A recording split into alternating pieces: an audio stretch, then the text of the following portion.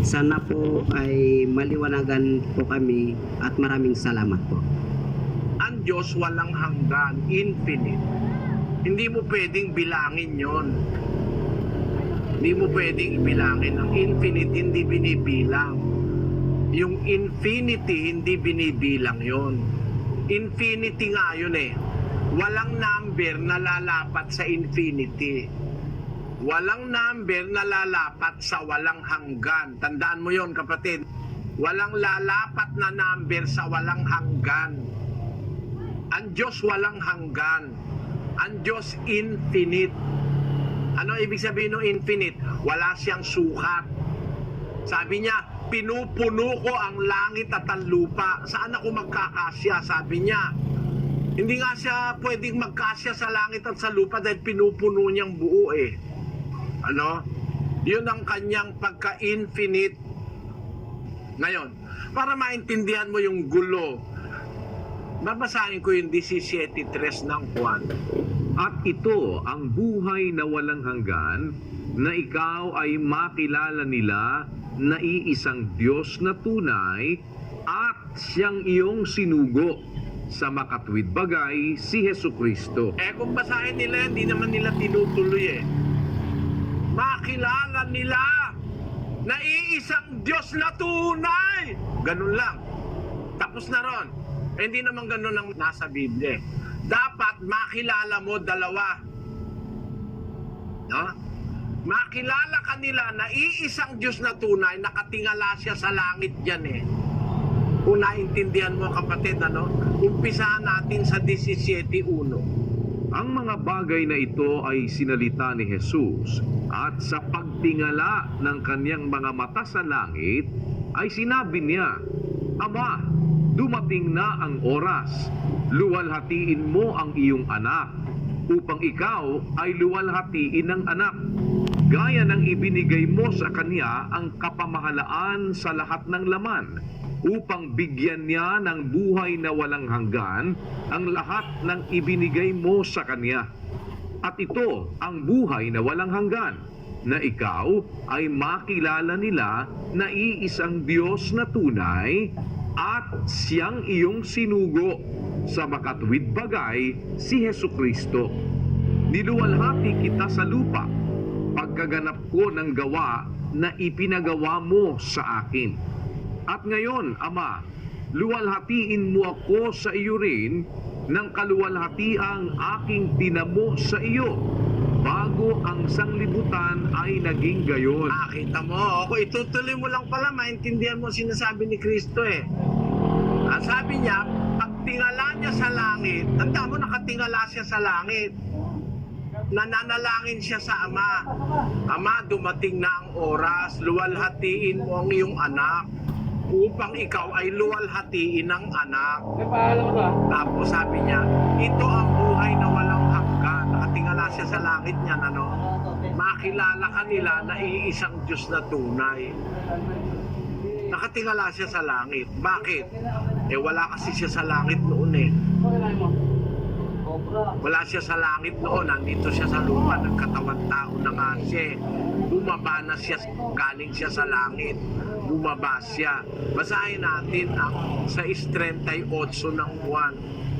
Sapagkat bumaba akong mula sa langit, hindi upang gawin ko ang aking sariling kalooban, kundi ang kalooban ng nagsugo sa akin. Hindi, wala na siya sa langit. Bumaba nga siya eh. Saan siya galing? Sa langit. Meron man tao sa langit na nag-umpisa sa langit? Wala nun. Walang tao sa langit, kapatid, na manggagaling sa langit, bababa sa lupa, patang tao. Wala nun. Ngayon, kung nandito siya sa baba, nakatingala siya ngayon. Ang kausap niya yung Ama. Ama, ito ang buhay na wala hanggan. Makilala kanila ng mga taong Kristiyano na iisang Diyos na tunay. Saan? Doon sa langit. No? Nung oras na yon. Kasi nung oras na yun, wala siya sa langit, nasa lupa siya. Ba't siya nasa lupa? bumabae ka akong mula sa langit. Pero kung itutuloy mo sa 17:5, ngayon Ama, luwalhatiin mo ako sa iyo. Sa iyo rin ang kaluwalhati ang aking tinamo sa iyo bago ang sanlibutan naging gayon. Wala pa palang sanlibutan nagtamo na siya ng kaluwalhatian sa Ama Ano? Kaya past tense na Luwalhatiin mo ako ng kaluwalhati ang aking tinamo sa iyo bago ang sanlibutan naging gayon. Paano naging tao yan?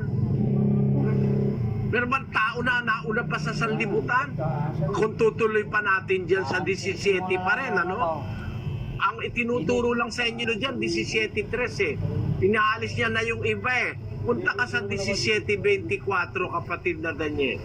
Ama, yaong mga ibinigay mo sa akin ay ibig ko kung saan ako naroroon, sila naman ay dumuong kasama ko upang makita nila ang kaluwalhatian ko na ibinigay mo sa akin, sapagkat ako'y iyong inibig bago natatag ang sanglibutan. Tamo, bago pa natatag ang sanlibutan, inibig na siya ng Ama Binigyan na siya ng kaluwalhatian Kaya sabi niya, nung papanik na siya uli sa langit, Ama, yung mga binigay mo sa akin, gusto ko, kung saan ako naroroon, doon din sila dumuon.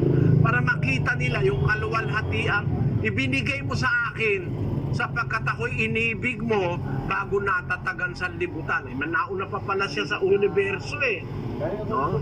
Paano ngayon tao yan?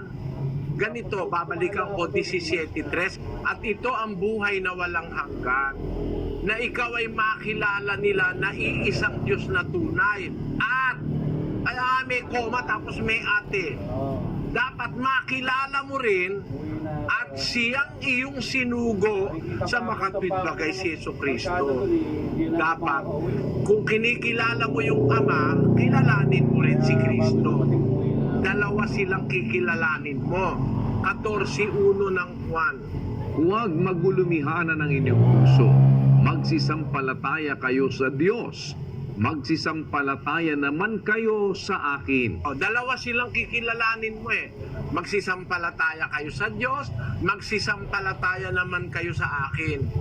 Ama at anak yan Ngayon, yung anak ba ng Diyos? Sino ba ng anak doon? Basahin natin ang 2:7 ng awit. Aking sasaysayin ang tungkol sa pasya. Sinabi ng Panginoon sa akin, ikaw ay aking anak. Sa araw na ito ay ipinanganak kita. Ngayon, nung palang araw pa, matagal na, sabi ng Diyos, ikaw ay aking anak, sa araw na ito, ipinanganak kita. Bakit ipinanganak ng Diyos yung anak? Saan ba nag-umpisa yung anak? Basahin natin ang 1:18 ng Juan. Walang taong nakakita kailanman sa Diyos.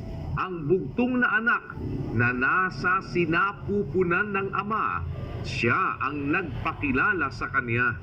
Nung umpisa pala, yung anak nasa sinapupunan ng Ama. Yung anak na nasa sinapupunan ng Ama, ipinanganak niya. Kaya sabi ng Diyos, ikaw ay aking anak, sa araw na ito, ipinanganak kita. Kailan naganap yung panganganak sa kay Kristo? Yung Ama kasi nanganganak yun nung may kausap ako doon sa Pampanga, ibig may sabihin, ang Diyos nanganak. Bakit ka tutol ka ba sa nasa Biblia? Sabi ng Diyos araw na ito, pinanganak kita. Sino nanganak? Iba yung ipinanganak ni Maria. Ang ipinanganak ni Maria, yung katawang tao. Pero ang Diyos, nanganak siya mismo. Sa araw na ito, pinanganak kita. Kailan nangyari yung panganganak na yon? Bago ang sanlibutan ay natatag. Ulitin natin ang 24. Ama, yaong mga ibinigay mo sa akin ay ibig ko kung saan ako naroroon, sila naman ay dumuong kasama ko, upang makita nila ang kaluwalhatian ko na ibinigay mo sa akin, sapagkat ako'y iyong inibig bago natatag ang sanglibutan. Kung natatag ang sanlibutan pinanganak na siya ng Ama Galing siya sa sinapupunan ng Ama. Ganito ngayon, kapatid, makinig ka mabuti. Hindi ba si Eva galing sa tadyang ni Adan? Basahin natin ang Henesis. Ito totoo sa Biblia ito, wala akong dinadagdag. 2:21. At hinulugan ng Panginoong Diyos ng di kawasang himbing ang lalaki, at siya'y natulog, at kinuha ang isa sa kaniyang mga tadyang, at pinapaghilom ang laman sa dakong yaon. At ang tadyang na kinuha ng Panginoong Diyos sa lalaki ay ginawang isang babae, at ito'y dinala niya sa lalaki. At sinabi ng lalaki, ito nga'y buto ng aking mga buto at laman ng aking laman. Siya'y tatawaging babae sapagkat sa lalaki siya kinuha. Kaya't iiwan ng lalaki ang kanyang ama at ang kanyang ina at makikipisan sa kanyang asawa, at sila'y magiging isang laman. Kita mo, doon ang galing yung prinsipyo na yung mag-asawa, isang laman. Bakit? Galing si Eva kay Adan eh. Sa umpisa talaga namang isa sila eh. Kaya pagka ng lalaki nagkaasawa, yung asawa niya itinuturing na kaisa niyang laman. O katunayan, 19:5 ng Mateo. At sinabi, dahil dito'y iiwan ng lalaki ang kaniyang ama at ina at makikisama sa kaniyang asawa, at ang dalawa ay magiging isang laman. Kaya nga, hindi na sila dalawa, kundi isang laman. Ang pinapagsama nga ng Diyos ay huwag papaghiwalayin ng tao. Sabi ni Kristo, kaya nga yung lalaki at babae nag-asawa, hindi na sila dalawa, isa na sila. Kasi galing yung babae sa lalaki. Originally, isa lang. Ganun ang Diyos. Isa lang naman talaga ang Diyos sa umpisa. Ako ang una, sabi niya. Nanganak siya. Galing sa sinapupunan niya. Parang si Eva, galing sa tadyang ni Adan. Pag nag-asawa ngayon ng lalaki, ang pronouncement ng Diyos, ang sabi ng Diyos, hindi na dalawa, kundi isang laman. Gawin mo dito, ha? Tutulan mo nga ngayon yon. Hindi na dalawa, hindi isang laman. Hindi, dalawa ka. Lalaki at babae, dalawa. Yun ang sabihin mo. Sabi ng Diyos hindi na dalawa, isa lang. Hindi yung dalawa, isa lang. Para sa Diyos. Yung ama, saka yung anak, hindi ba umpisa isa lang yon? Nanggaling sa sinapupunan, pinanganak niya. O ngayon, dalawa na sila. Hindi ka, dalawa sila. Hindi sila isa. Ano sabi ng Diyos? 30 ng 1. Ako at ang ama ay iisa. Tapos bibilang-bilangin mo, sabihin mo, dalawa. Ang nagsabi na nga ako at ang ama, iisa. Kasi originally, iisa lang naman sila talaga eh. Galing siya sa sinapupunan ng ama. Ngayon, magbibilang ka, i-apply mo sa Diyos. Paano mo mabibilang yun walang hanggan yun. Ngayon, magbilang ka man, ang bilang ng Diyos, ako at ang ama, iisa. O di iisa pa rin. Alin ang mali? Ang mali yung binibilang yung Diyos parang tao. Sa tao nga, yung mag-asawa, hindi mo dapat bilangin dalawa eh. Dalawa, isang laman. Hindi na sila dalawa, isa lang sila. Sabi ng Diyos. Sabi naman, hindi, dalawa. Yung tigas ng ulo eh. Sinabi na nga, hindi na dalawa, isa na lang eh. Kasi originally naman talaga isa. Ganon din yung ama't anak. Ako at ang ama, nagsasalita yung anak. Ako at ang ama ay iisa. Sinasabi niya yung absolute truth. Nang wala pa ang lahat ng bagay, ang absolute truth, nag-iisa ang Diyos. I am the first. Sabi niya, ako ang una. Kahit siya una, wala namang nauna sa kanya eh. Pagka siya una nag-exist. Pero pagkaraan ng ilang panahon, yung nasa sinapupunan niya, pinanganak niya doon sa eternity. Ilan na sila ngayon? Dalawa na. Pero kahit dalawa, isa pa rin ang bilang. Kaya lang, ginulo. Ano ang sabi ng Diyos? Walang iba-liban sa akin. Tama, wala namang ibang Diyos eh. Yung mga Diyos-Diyusan ang sinasabi sa Israel, sabi ng Diyos yun, walang iba-liban sa akin kasi meron silang mga Diyos-Diyusan eh. Walang iba-liban sa akin. Tama yun, wala namang mali dun eh. Wala namang ibang Diyos liban sa Kanya eh. Pero bahagi ng Kanyang kasyangaan yung Kanyang anak na nanggaling sa Kanyang sinapupunan. Tandaan mo kapatid, yun ang prinsipyo ng Biblia. Sana naintindihan. Maraming salamat po.